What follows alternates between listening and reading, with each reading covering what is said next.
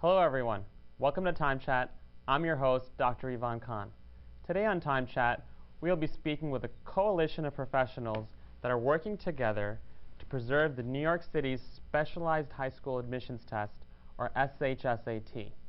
For many generations, New York City's specialized high schools, Stuyvesant, Bronx Science, and Brooklyn Tech, have represented the best that New York City had to offer in public education.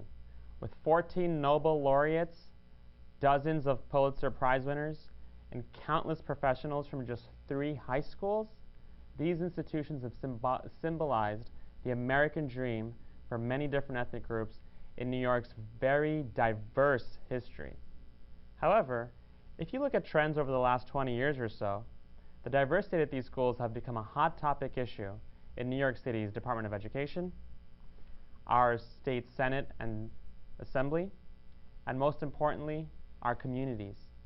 In 2012, the National Association for the Advancement of Colored People, the NAACP, filed a federal complaint claiming that the SHSAT was a biased exam.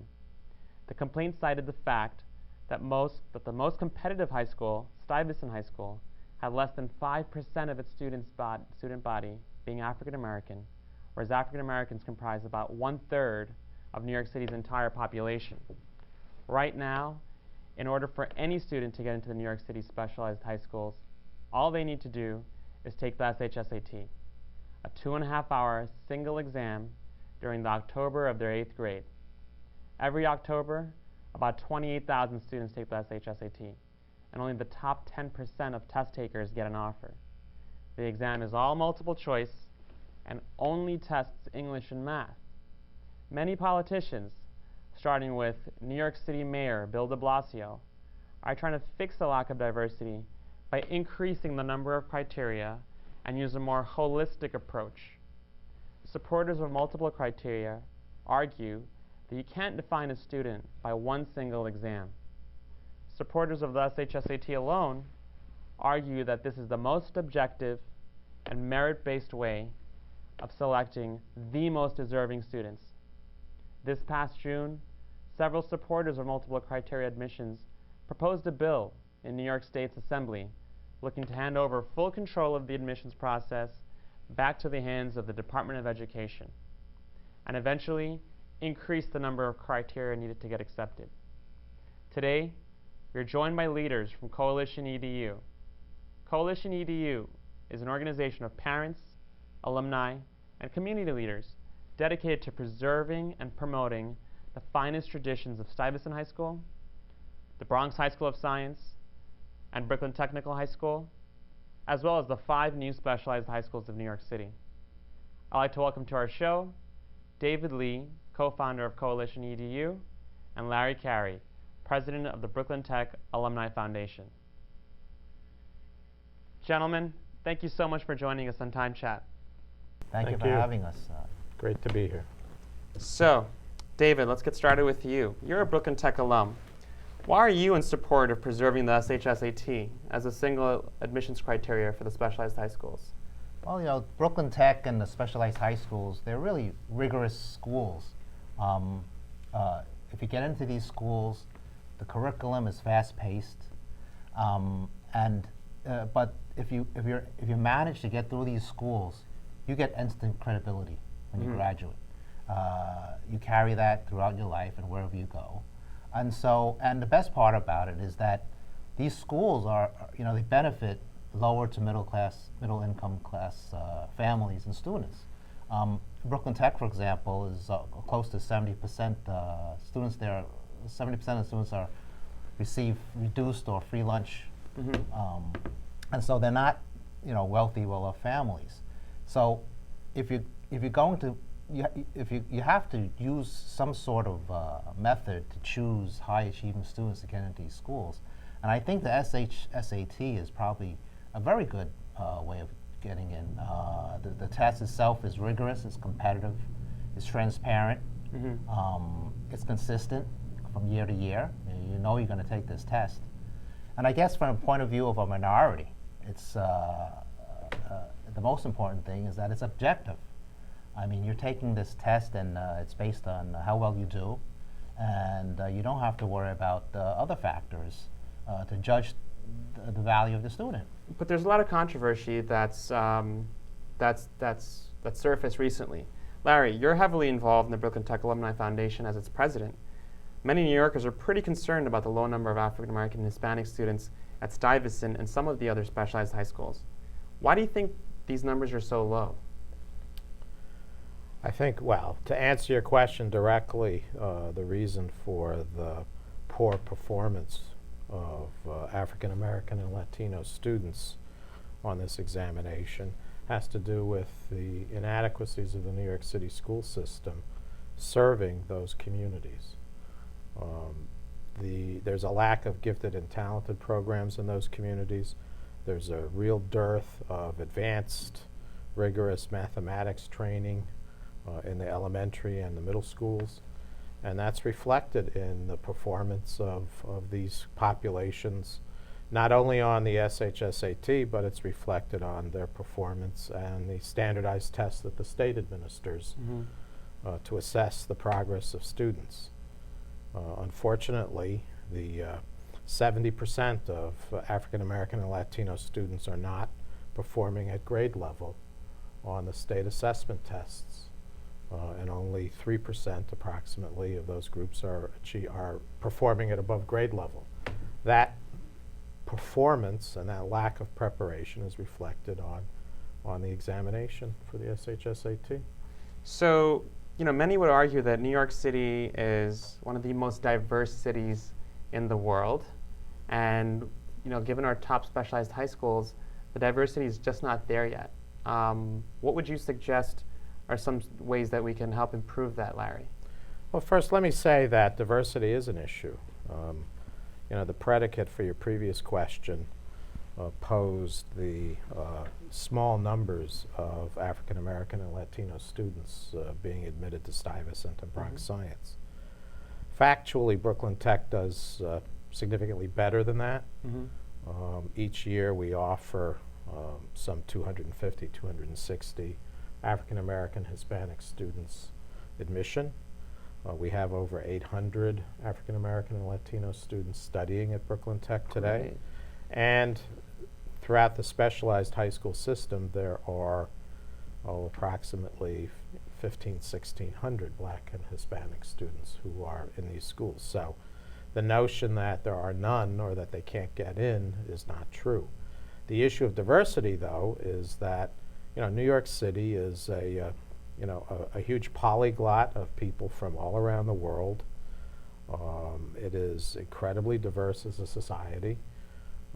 Every community in New York City wants the very best for their children. That's right. And getting into these schools is in many ways the very best that lots of people can do for their children. And there have to be mechanisms in place to address what is a very difficult situation. Apart from improving the schools fundamentally in New York City for everybody, but especially those two communities, there are efforts that can be taken by the city to improve the diversity that exists in these schools, such as promoting free test preparation. Today, the Board of Ed has a program, but thousands of kids who apply for it are not accepted into it.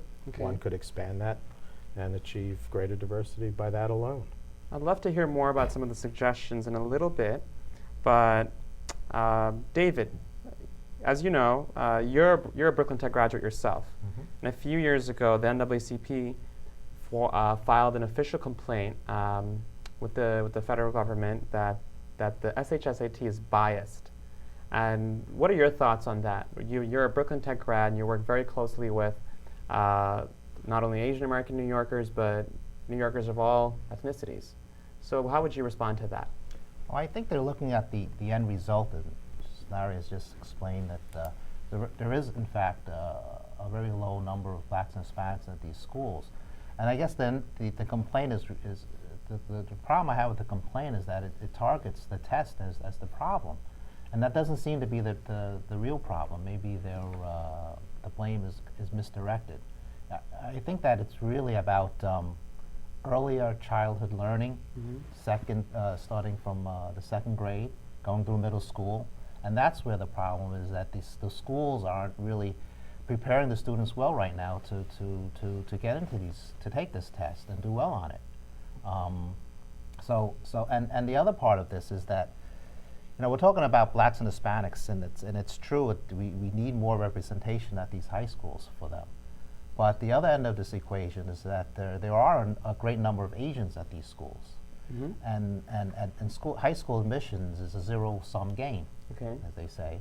And if you put in one group, on the other end, you're pushing out another. And going back to the test, one of the things we said is that we really like about it is that it's objective. So if the Asian students or any student that's studying for this test and doing well, they earn a spot at these schools. And so if they change the legislation and they're talking about using things like GPA, which is not equal among different schools, so we can't say that's a good measurement. So I wanted to quickly ask though, but so what's the response been from the Asian American community? I mean, we've seen that there's a complaint, and there's a lot being done to keep the objectivity and fairness that you both are speaking about. And what responses have you seen from Asian Americans, such as Chinese Americans, South Koreans, Bangladeshi, New Yorkers? I mean, Asia's a pretty big continent.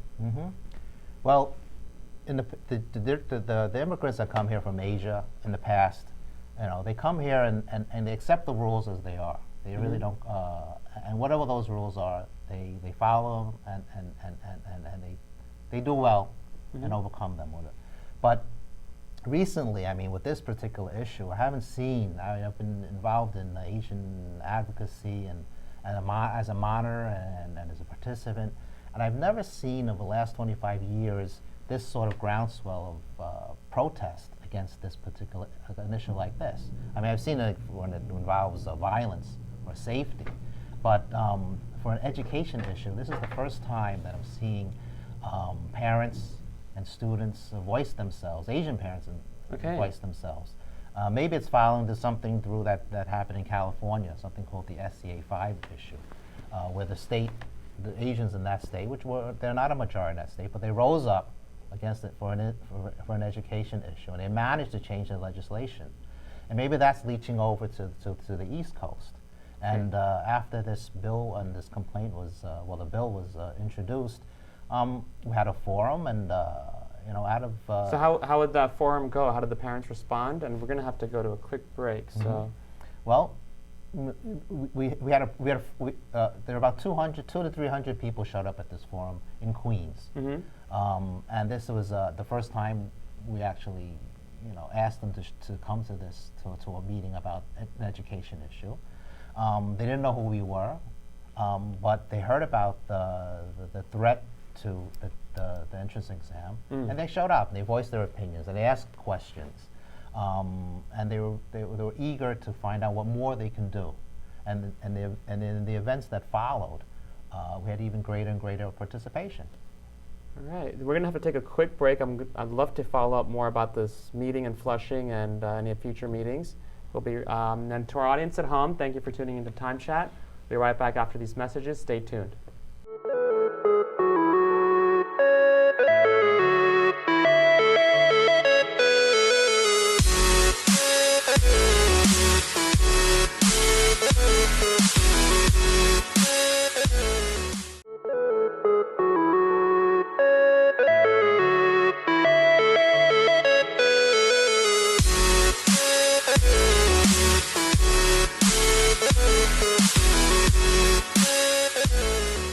Hello everyone, welcome back to Time Chat. We're joined by leaders from coalitionedu.org. We're joined by David Lee and Larry Carey. So when we last left off, you'd mentioned that parents are organizing in the Asian American community. Parents whose families are from China, parents from South Korea. And as far as the South Asian response, I know I've personally been involved What would you like to see for the other Asian American groups in New York City, David? Well, it's true. I mean, Asians are, when you say Asians, it really involves Far Eastern Asian, Southeast Asian, Near Eastern Asian groups. It's really, among the groups, there's a great diversity among themselves. What we really need is to reach out to all these groups and have them act as a force, because education is one of those things that all these groups have in common. So I'm sure if they could become aware of these issues, that they would voice their opinions and voice their protest, for something that in the end benefits themselves. Okay, Larry, we were speaking about the changes in the demographics of some of these schools, and it's proven that in Brooklyn Tech there's a lot of diversity, but there still has to be a lot of work left in Stuyvesant and Bronx Science. How has the SHSAT benefited Bangladeshi Americans and Bangladeshi New Yorkers over the last 20 years? We've seen the numbers go up. How have we figured it out? Well, I don't happen to know what the specific statistics are for Bangladeshi enrollment in the specialized high schools, so I can't comment on that. What I can say is that as the Asian community has grown in New York City in the last 20 years, 30 years, there's been a huge explosion of Asian enrollment in these schools. When I went to Brooklyn Tech, which was quite a long time ago, I graduated in 1970, there were very few Asians in the school, a handful really. Today, if you walk through the halls of Brooklyn Tech, there are thousands of Asians in the school from every place that you can imagine. But Asians happen to also be the lowest income group in New York City, one of the lowest income groups. So how do you explain the fact that all these low-income immigrants are getting into some of these top schools? Well, I think there's a variety of reasons. I think that culturally, some of the Asian populations come from countries where standardized testing is the norm, and they easily relate to the concept. I think that there are, quite frankly, the Asian community has a far more intact family structure than any other group, including whites. And I think that when you have two parents in a household, there's greater attention paid, on average, not universally, but on average, to how the children are doing in school. There's also a great willingness to sacrifice on the part of members of those communities by way of paying for test preparation and enrichment programs. There's also a willingness on the part of the Asian community to travel. They've done studies of how far students are willing to travel to go to school, and the Asian community wins the race compared to every other group. The Asian community is much more willing to travel to get an education compared to other groups. So I think there's a variety of reasons that influence what happens. And then, of course, I think they are, to a greater extent, clustered in educational institutions that are doing better than the average. But a lot of politicians would say students can't be defined by just one test, and they want to increase the number of criteria and have essays and GPA, and I mean Townsend Harris uses that approach, and Townsend Harris is a fantastic school. What's wrong with the holistic approach for everyone, not just Asians or any New Yorkers? Well, I don't think there's anything wrong per se with a holistic approach to selecting people for education. I think that, and there's nothing wrong per se in having some number of schools select students on the basis of performance on an examination. New York City has both systems. You have 8 schools that select on the basis of performance on a test, and you have about 103 high schools that select using a holistic criteria. That is a very different system. There are outcomes associated with that system which are intrinsically very different from the outcomes that are associated by using a test. For example,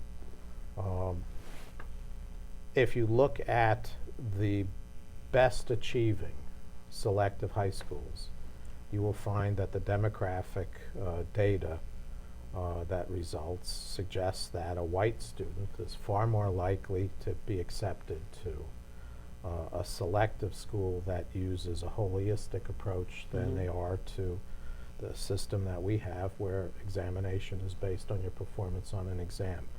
Only about 24% of the students in the specialized high schools are white, compared to something closer to 40% in the top selective schools. But you have to appreciate that there's an intrinsic difficulty associated with the selective school approach. It's a very difficult, competitive process. One has to make out application to 12 different high schools, or can. Okay. What else? Some of them use, the suggestions are that you should visit the schools in order to decide which school is the better place for you and to establish contact. Okay. A lot of working class parents don't have the ability to take time off from right. work to do that. A lot of the schools require that you sign up for the open houses using a computer. Okay. A lot of the poor students or families in New York City don't have a computer to use to sign up. The issue of some of them use interviews. Interviews for eighth graders. Yes. Okay. And quite frankly, people with language barriers will not necessarily perform as well as native-born speakers in interviews. So it sounds like the holistic approach helps wealthier students. On average, the student body for the most selective, the best achieving selective schools is wealthier than the schools that use the test. The middle class does better, or the upper middle class does better using a holistic approach. They're whiter and they are wealthier. I see. David, back to you. Many of the students who get into the specialized high schools struggle once they get accepted. Many of them are Chinese American, many of them are Bangladeshi American. What message would you have for parents at home so they can become more involved? I mean, I think you're a parent of a high schooler now, Sure. or a college student. Sure. Tell us about that. I have 3 children, and they've been raised, and I raised them in New York City, and they've gone through the public school system. And I've gone through each of the possible ways of getting to a high school through a the specialized high school admission test. One went through the audition process, and one went through the screen process. And I'd say that probably the audition and the specialized high school admission test was probably the easiest way. I mean, you took the test and you got in. You did the audition. You either had the talent or you didn't, Okay. and you got in. But the screen school process, it took my wife, who had over 10 years of PTA volunteer experience in the school. It took her to get my daughter into the high school of her choice, and which maybe otherwise she would not have been able to get in on her own, by trying to convince the committee or the principal to make that decision. And who makes that decision? Is it one person? Is it the committee? Is it the district for Well, these holistic schools? Well, at this particular high school, we didn't know. Oh, It took my wife. My wife went to the principal's office with my daughter's list of accomplishments and her grades, and said, "Look, this is my daughter," and we did the schmooze, and we got her into the school, and she eventually became. She was a valedictorian of the high school. so it sounds like it helped to having a mom who was very involved in the system. That's right, but that's not the case for many of the immigrant families Yeah, in the city. that's right. They don't have the ability to go to speak with the principal or whatever committee. They don't have the wherewithal to go and apply to different things and have extracurricular classes and community service and all this sort of thing. So the specialized high schools and education is a great equalizer for immigrant families, especially Asians, and to have ease of access, have equal access to a good school. That's more important for these immigrant families. Okay. Last few questions before we wrap up for today. So Larry, we have a lot of low-income parents watching at home from the Parkchester section of the Bronx or even South Jamaica, Queens. What more can parents do to help out and keep the SHSAT the way it is? The issue of preserving the admission system is an issue of politics in New York State. The state legislature mandated 40 years ago that admission to these schools is to be done strictly by performance on a competitive examination. 28,000 kids sit for the test. There are 3,500 seats, so it's highly competitive. The effort that is being made is to change that law, and as a result, it's a political process. And parents and members of those communities, like parents and members of every community in New York City, should make an effort to become politically involved, know their elected representatives. They should voice their opinions to their elected representatives. There's nothing more powerful than a constituent knocking on the door of one of the community offices and saying, I'd like to speak to my assemblyman, I'd like to speak to my state senator, I'd like to speak to my city councilman, and this is what I want to talk to him about. That's a very important issue for, they get elected, and they need to know that that the communities that they represent are engaged on this issue and have an opinion. We did yeoman's work when the city council recently put on for a hearing the issue of passing a resolution in support of changing the law. And, you know, yourself and David, myself and others went to testify at that hearing. There were 45 people who testified in opposition to the resolution. The hearing lasted till 8:30 at night, That's right, which is a long very day. long time. There was an effort made to send emails to the city council members. I'm pleased to report that over 5,000 people from New York City emailed their local. There are a lot of city council members who are Council members. support of keeping the SHSAT, it looks like. Yeah, I think that a lot of city council people were quite surprised by the participation and the turnout of the community, and I think that people who didn't have an opinion are less likely to want to change the law, and I think that some folks who were originally in favor of the resolution have backed off from that and have reflected on it. And I think that's what the political process is all about, and I think the Bangladeshi community really needs to play an active role in that dialogue. The you know, as a white person, I can tell you that most people, when you talk about the Asian American community, have an image of what that community is. And for better or for worse, the image is somebody from China, perhaps Japan, maybe Vietnam. You mean someone from my country is not considered Asian American? And It's not the image that people have when you speak of Asian American. I mean, the dialogue about lack of diversity in these schools reflects the fact, in part, that the Asian American community is in and of itself hugely diverse, ethnically, religiously. Their pigment is different, what they wear is different, the languages they speak are different. They come from, you know, more than a dozen countries, and within those countries there's huge differences. And there's just not a lot of appreciation for that. And you know, so that a lot of people wouldn't necessarily even understand that when you're talking about the Asian American community being 66% of Brooklyn Tech being from the Asian American community, they would have an image, unless they walk down the hallway, that everybody looks like David, and they wouldn't think anybody looks like you.